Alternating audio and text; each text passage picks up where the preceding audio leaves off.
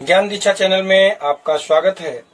आज intermediate class की education के विषय में आज पहला खंड हम पढ़ने जा रहे हैं।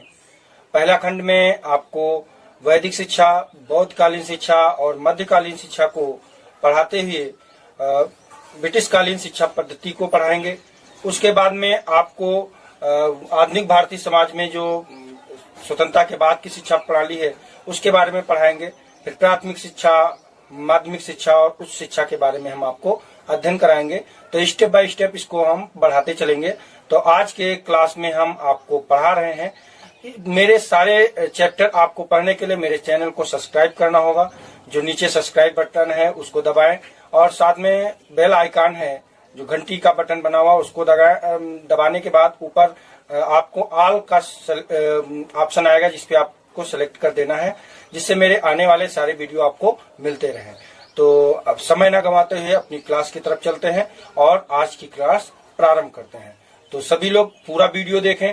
पूरा वीडियो देखने के बाद आप अपनी अभ्यास पुस्तिका में उन चीजों को लिखते रहें, ताकि अगर कहीं पे कोई समस्या है तो डिस्क्रिप्शन बॉक्स जो है उसमें आप लिख करके हमें बता सकते हैं, ताकि हम उस समस्या का समाधान अगले वीडियो में कर सकें।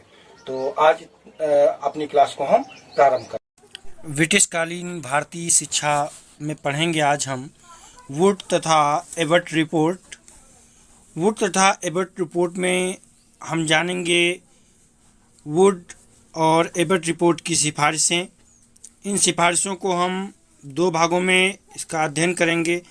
पहला अध्ययन करेंगे सामान्य शिक्षा संबंधी सिफारिशें और दूसरा व्यावसायिक शिक्षा संबंधी सिफारिशें। तो पहला जो है सामान्य शिक्षा संबंधी सिफारिशें, उनके बारे में हम देखेंगे। तो सामान्य शिक्षा संबंधी जो सिफारिशें हैं वो इस प्रकार से हैं कि रिपोर्ट में पहली सिफारिश की गई सामान्य शिक्षा के विभिन्न स्तरों की अवधि का निर्धारण किया गया, जिसमें बताया गया प्राथमिक शिक्षा की अवधि 4 वर्ष, निम्न माध्यमिक शिक्षा की अवधि 4 वर्ष और उच्च माध्यमिक शिक्षा की अवधि 4 वर्ष और स्नातक स्तर की अवधि को 3 वर्ष के लिए निर्धारित किया गया, जिसमें प्राथमिक शिक्षा 4 वर्ष के लिए, निम्न माध्यमिक शिक्षा 4 वर्ष के लिए और उच्च माध्यमिक शिक्षा को 4 वर्ष के लिए तथा स्नातक शिक्षा को 3 वर्ष के लिए इसकी अवधि को निर्धारित किया गया। दूसरी सिफारिश में इन्होंने कहा शिष्य शिक्षा की व्यवस्था में विशेष रूप से सुधार होना चाहिए। शिष्यों की उपयुक्त शिक्षा व्यवस्था के लिए अनिवार्य रूप से प्रशिक्षित अध्यापिकाओं को प्रशिक्षण प्रदान किया जाना चाहिए और प्रशिक्षित अध्यापकों की नियुक्ति होनी चाहिए। तीसरी सिफारिश इन्होंने की प्राथमिक स्तर की शिक्षा में बच्चों के स्वाभाविक रुचियों, उनकी क्रियाओं, प्रवृत्तियों को महत्व दिया जाना चाहिए। इस स्तर की शिक्षा में पुस्तकों को अधिक महत्व नहीं दिया जाना चाहिए। यानी जो प्राथमिक स्तर की शिक्षा प्रणाली थी उसमें पुस्तकों पर अधिक महत्व न देने पर बात कही गई इस रिपोर्ट के अंतर्गत। एबट और वुड रिपोर्ट में जो चौथी सिफारिश थी उसमें कहा गया कि निम्न माध्यमिक स्तर की शिक्षा के पाठ्यक्रम में अंग्रेजी शिक्षा को अधिक महत्व नहीं दिया जाना चाहिए, परंतु उच्च माध्यमिक शिक्षा की कक्षाओं में पाठ्यक्रम में अंग्रेजी का समावेश अनिवार्य रूप से किया जाना चाहिए। पांचवी सिफारिश में कहा गया कि शिक्षा के माध्यम का प्रश्न है तो हाई स्कूल तक की शिक्षा का माध्यम भारतीय भाषाओं को ही बनाना चाहिए। छठी सिफारिश थी अंग्रेजी के व्यावहारिक महत्व को स्वीकार करते हुए रिपोर्ट में कहा गया था कि अंग्रेजी की शिक्षा साहित्य रूप में नहीं दी जानी चाहिए। अंग्रेजी की शिक्षा व्यावहारिक दृष्टिकोण से दी जानी चाहिए ताकि लोगों को व्यावहारिकता का ज्ञान अंग्रेजी के माध्यम से कराया जा सके। सातवीं रिपोर्ट में कहा गया, जो इसकी सिफारिश थी उसमें कहा गया कि शिक्षा के पाठ्यक्रम में रचनात्मक हस्तकार्यों को अनिवार्य रूप में सम्मिलित किया जाना चाहिए। यानी जो रचनात्मक हस्तकार्य हैं उनको अनिवार्य रूप से पाठ्यक्रम में सम्मिलित किया जाना चाहिए। 8वीं सिफारिश में कहा गया सामान्य शिक्षा के अंतर्गत ललित कलाओं की शिक्षा को भी विशेष स्थान दिया जाना चाहिए। सभी विद्यालयों में ललित कलाओं की शिक्षा प्रदान करने के लिए प्रशिक्षित एवं योग्य शिक्षकों को नियुक्त करना चाहिए। अगली 9वीं जो है सिफारिश, उसमें कहा गया ग्रामीण क्षेत्र के मिडिल स्कूलों के पाठ्यक्रम के निर्धारण के लिए अलग से सिफारिश प्रस्तुत की गई। इन मिडिल स्कूलों के पाठ्यक्रम के निर्धारण में स्थानीय आवश्यकताओं एवं परिस्थितियों को ध्यान में रखना चाहिए, ऐसा कहा गया। 10वीं सिफारिश में वुड और एबट रिपोर्ट के अनुसार ये सिफारिश की गई कि शिक्षा विभाग द्वारा विद्यालय निरीक्षक नियुक्त किए जाने चाहिए। इन निरीक्षकों द्वारा समस्त विद्यालयों के कार्यों का नियमित रूप से निरीक्षण होना चाहिए। अगली और अंतिम सिफारिश इन्होंने की जो 11वीं सिफारिश है, इसमें कहा गया शैक्षिक स्तर में सुधार के लिए इस रिपोर्ट ने अध्यापकों के प्रशिक्षण को विशेष महत्व दिया। रिपोर्ट में सुझाव दिया गया कि प्रत्येक स्तर के अध्यापकों के लिए अनिवार्य व्यवस्था होनी चाहिए। प्राथमिक विद्यालयों में शिक्षक नियुक्ति के लिए न्यूनतम योग्यता यानी मिडिल पास तथा 3 वर्ष का प्रशिक्षण अनिवार्य होना चाहिए। इसके अतिरिक्त इस रिपोर्ट में शिक्षकों के प्रशिक्षण के लिए अभिनव पाठ्यक्रम के आयोजन की भी सिफारिश की गई। अगला है व्यावसायिक शिक्षा संबंधी सिफारिशें, जिसमें हम पॉइंट टू पॉइंट सिफारिशों के बारे में जानकारी देंगे। तो पहली रिपोर्ट में ये सुझाव दिया गया कि देश की औद्योगिक आवश्यकताओं को ध्यान में रखते हुए व्यावसायिक शिक्षा की व्यवस्था की जानी चाहिए। देश में जिस प्रकार से साहित्यिक शिक्षा को महत्व प्रदान किया जा रहा है, उसी प्रकार व्यावसायिक शिक्षा को समुचित महत्व प्रदान किया जाना चाहिए। अगली सिफारिश की गई कि व्यावसायिक वर्ग की शिक्षा ग्रहण करने वाले छात्रों के लिए आवश्यक परामर्श की व्यवस्था भी होनी चाहिए, ताकि वह अपने जीविकोपार्जन के लिए उचित व्यवस्था का चयन कर सकें। इसके साथ साथ तीसरी सिफारिश व्यावसायिक शिक्षा संबंधित ये है कि स्थानीय उद्योग, व्यापार और परिस्थितियों को ध्यान में रखते हुए व्यावसायिक शिक्षा प्रदान करनी चाहिए। अगली रिपोर्ट में कहा गया, अगली सिफारिश ये बताई गई कि सामान्य तथा व्यावसायिक शिक्षा स्तर भिन्न नहीं है, बल्कि वह तो निरंतर चलने वाली प्रक्रिया के 2 चरण हैं। इस प्रकार ये कहा गया कि एक पूर्ववर्ती है तो दूसरा परवर्ती चरण है, इसलिए दोनों को सामंजस्यपूर्ण शिक्षा प्रदान करनी चाहिए। 5वीं सिफारिश में कहा गया कि सामान्य तथा व्यावसायिक शिक्षा के लिए अलग अलग विद्यालय स्थापित करने की सिफारिश की गई।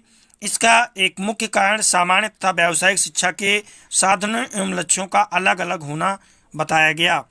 अगली सिफारिश में कहा गया कि व्यावसायिक शिक्षा के एक अंग के रूप में कुटीर उद्योग धंधों के संलग्न व्यक्तियों को शिक्षा की आवश्यकता तथा व्यापारिक एवं व्यावसायिक प्रशिक्षण देने की सिफारिश भी की गई।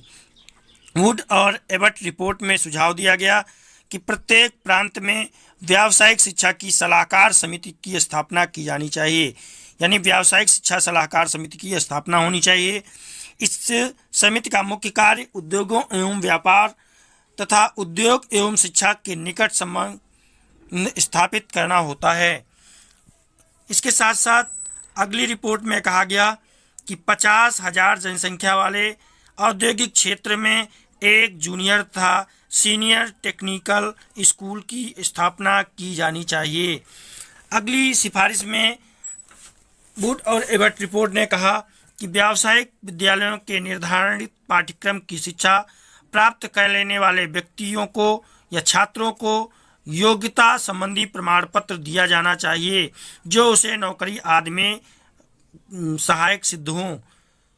अगली रिपोर्ट में कहा गया कि उद्योगपतियों के लिए एक अन्य सुझाव दिया, कहा कि उद्योगपतियों को चाहिए कि वह व्यावसायिक शिक्षा के विकास में अपना योगदान दें। उन्हें इस उद्देश्य के लिए धन, सामग्री और भवन की व्यवस्था करनी चाहिए। इसके साथ साथ इस रिपोर्ट में एक और सिफारिश की गई कि व्यावसायिक ज्ञान के प्रसार के लिए अलग से अल्पकालिक व्यावसायिक विद्यालय भी स्थापित किए जाने चाहिए। इन विद्यालयों में उन व्यक्तियों को व्यावसायिक शिक्षा प्रदान की जानी चाहिए जो पहले से विभिन्न व्यवसायों में संलग्न हैं। इसके साथ ही उद्योगपतियों एवं व्यावसायिक संस्थानों को भी निर्देश दिया गया कि वे व्यावसायिक शिक्षा प्राप्त करने के इच्छुक कर्मचारियों को सप्ताह में 2.5 दिन का अवकाश प्रदान करें। इसके साथ साथ अगली सिफारिश हुई कि ग्रामीण क्षेत्रों में स्थापित होने वाले निम्न तथा उच्च माध्यमिक विद्यालयों में कृषि संबंधी व्यावसायिक शिक्षा अनिवार्य रूप से प्रदान की जानी चाहिए। इसके साथ साथ इस रिपोर्ट के तहत भारत सरकार को एक सुझाव दिया गया कि देश में व्यावसायिक प्रशिक्षण महाविद्यालय स्थापित किए जाने चाहिए। इस महाविद्यालय का संबंध देश के अन्य शिक्षक प्रशिक्षण विद्यालयों से होना चाहिए। इस प्रकार हम कह सकते हैं कि वुड तथा एबट रिपोर्ट में तत्कालीन भारतीय शिक्षा के सुधार एवं विकास के लिए उस समय की आवश्यकताओं को ध्यान में रखते हुए सामान्य शिक्षा तथा व्यावसायिक शिक्षा के विषय में अलग अलग सिफारिशें प्रस्तुत की थीं, परंतु इस रिपोर्ट को तैयार करने में इन विशेषज्ञों ने अनुमान तथा अपनी सूझबूझ को अधिक इस्तेमाल किया था, न कि वास्तविक सर्वेक्षण एवं अध्ययन का। इन विद्वानों ने केवल दिल्ली, पंजाब और संयुक्त प्रांत का ही सर्वेक्षण किया था। इसी समिति यानी इसको देखकर ही इस समिति ने सर्वेक्षण के आधार पर विद्वानों ने अत्यधिक विवेकपूर्ण और व्यवहारिक महत्व वाली सिफारिश प्रस्तुत की। यही कारण था कि इस सिफारिशों को तत्कालीन भारतीय सरकार ने स्वीकृति प्रदान कर दी थी। इस रिपोर्ट के संबंध में डॉक्टर श्रीधरनाथ मुखोपाध्याय ने कहा है कि इस प्रतिवेदन की सिफारिशों के फलस्वरूप भारत में कुछ औद्योगिक और व्यवहारिक विद्यालय खोले गए। इसके साथ साथ देश में सर्वप्रथम बहुउद्योगीय विद्यालय अस्तित्व में आए। ये संस्था है दिल्ली पॉलिटेक्निक, यानी उस समय की संस्था है दिल्ली पॉलिटेक्निक। फिर भी हम कह सकते हैं ये सैद्धांतिक रूप में वुड एबट रिपोर्ट पर्याप्त महत्वपूर्ण एवं उपयोगी थी, परंतु व्यवहार में इससे अधिक लाभ नहीं उठाया जा सका, क्योंकि जिस समय इस रिपोर्ट को लागू करने की बात हुई थी, लागू किया गया था, उस समय 1939 में द्वितीय विश्व युद्ध प्रारंभ हो गया था, जिसमें ये सारा उसी की विभीषिका का शिकार हो गया। साथ ही साथ भारत छोड़ो आंदोलन प्रबल हुआ था, जिसके चलते ये रिपोर्ट एक दस्तावेज के रूप में सिमट कर रह गई थी। समय और परिस्थितियों के साथ साथ इस रिपोर्ट का महत्व भी समाप्त हो गया था, इसे क्रमशः भुला दिया गया। स्पष्ट है रूप में हम कह सकते हैं कि भारतीय शिक्षा के इतिहास में वुड एबट रिपोर्ट जो है का कोई व्यवहारिक महत्व नहीं रह गया है। तो आज हम इतना ही पढ़ेंगे, फिर अगले दिन और अध्ययन करेंगे। अपने विषय से संबंधित वीडियो व अन्य सामग्री पाने के लिए हमारे चैनल को सब्सक्राइब करें और बेल आइकन को दबाना न भूलें, जिससे हमारे आने वाली वीडियो आपको समय पर मिल सके।